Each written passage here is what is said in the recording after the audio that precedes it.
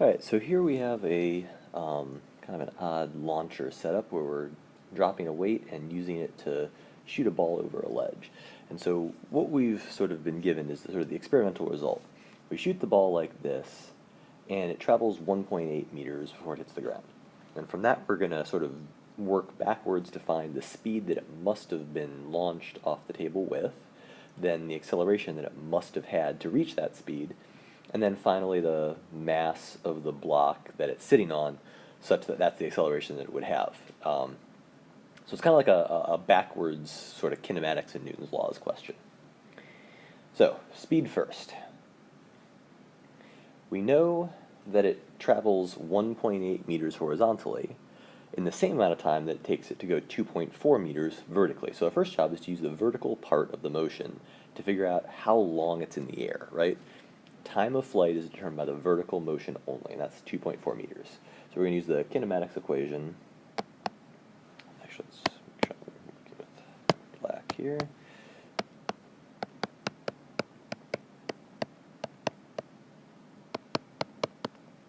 Use this equation, and we have to modify it for vertical motion, where we start initially only moving horizontally. So v initial in the y direction is 0. So how far do we travel? 2.4 meters. It's downward. So our acceleration is negative 9.8. And then t squared, how long does it take? So that can be solved for t. And if you plug that in carefully to 2 sig figs, you get 0.70 seconds. So now we know how long we're in the air. Horizontally, we have no acceleration. So we'll use this equation again with some slight modifications. Here, we know we traveled 1.8 meters horizontally, and Vx is our initial speed. Do it in 0.7 seconds, and there's no acceleration. So that's our equation to solve. And if we do that, which is pretty straightforward, we get 2.6 meters per second, right? So for it to travel that far horizontally in the same amount of time it takes it to fall that far vertically, we have to go 2.6 meters per second with our sort of launch velocity. So now we have to calculate the acceleration.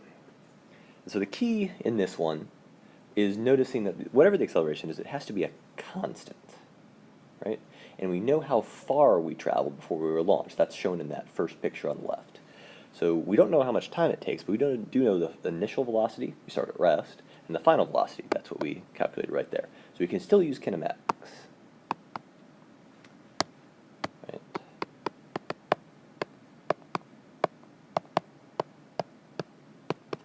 Right, and this one we know everything except the acceleration.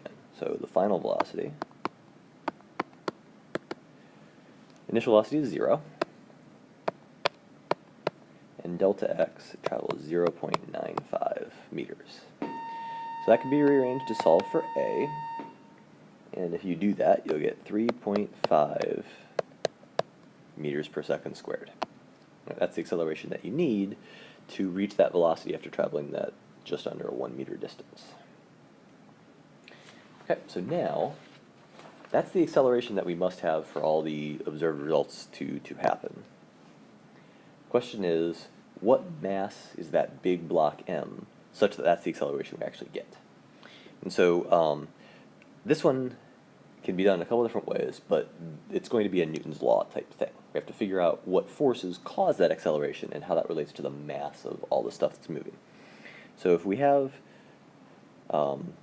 we have 3 objects in this problem. We have the big mass M, we have the mass of the ball, we have the hanging mass.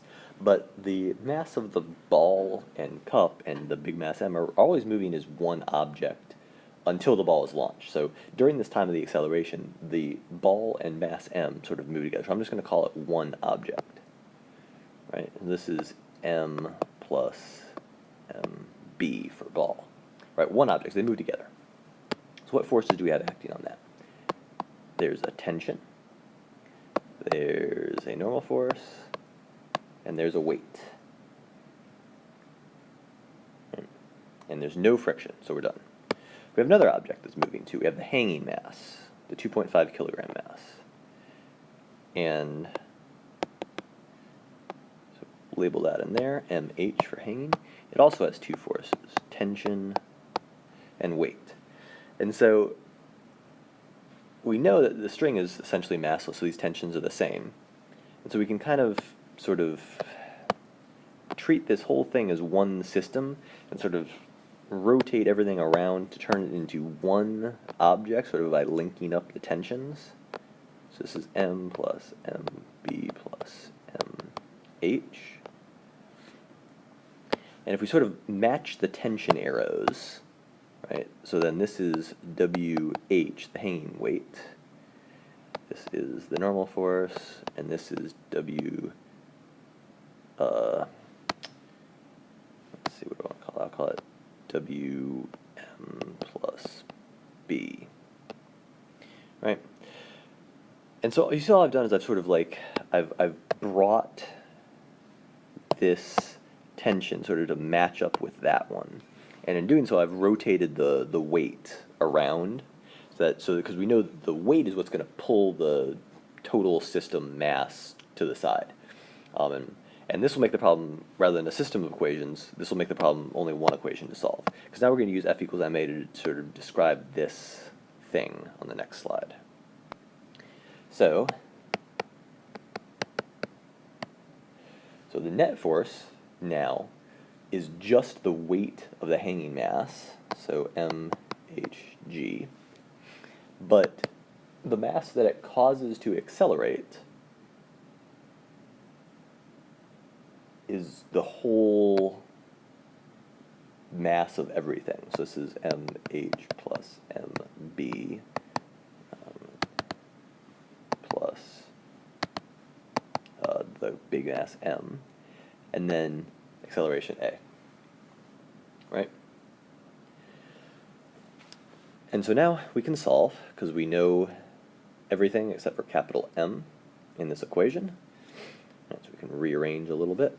So we get mhg minus mha minus mba all over a equals capital M. Right? If you plug in those numbers, the 2.5 kilograms for the hanging mass, 9.8 for G, the 3.5 meters per second squared for A, and the 0.3 kilograms for the ball, we'll get a value that M equals 4.24 kilograms. Right? So the mass that it's sitting on must weigh that much to get the acceleration that we observe that causes the velocity that must have existed so it travels that 1.8 meters correctly.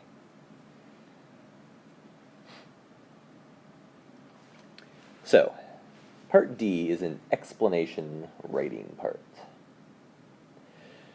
So we need to look at this equation that we derived earlier, right? This equation is what will tell us that we're going to change the mass of the ball, and we're going to find the horizontal distance decreasing. So, changing the mass of the ball, that affects this side of the equation, right? It doesn't affect this side at all. So if this whole thing increases, then the acceleration must decrease, because it's equal to the same value. And so this tells us that the acceleration decreases. It speeds up less in that 0.95 meters. Go back here. If this is a smaller number, then that must also be a smaller number. So now it's launched more slowly, which makes sense. If it's launched more slowly, but it takes the same amount of time, right? Nothing changes in that equation. So it takes the same amount of time, but it's launched more slowly. Right, this goes down. Then that must also go down as well. There's another conclusion make. So we find that if we increase the mass of the ball, we decrease basically everything that's involved in the previous derivations that we did. So we would expect that it'll travel less distance.